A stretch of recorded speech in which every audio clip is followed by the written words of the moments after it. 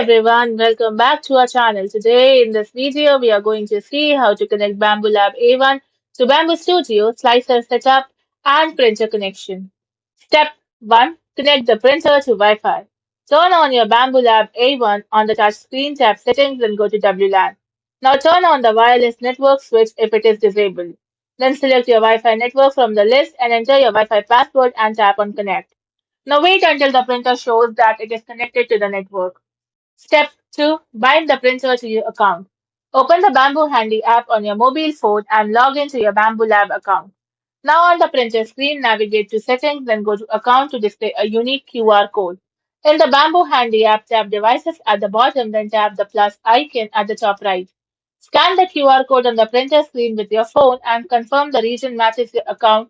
Check the binding box and tap Confirm on both your phone and the printer.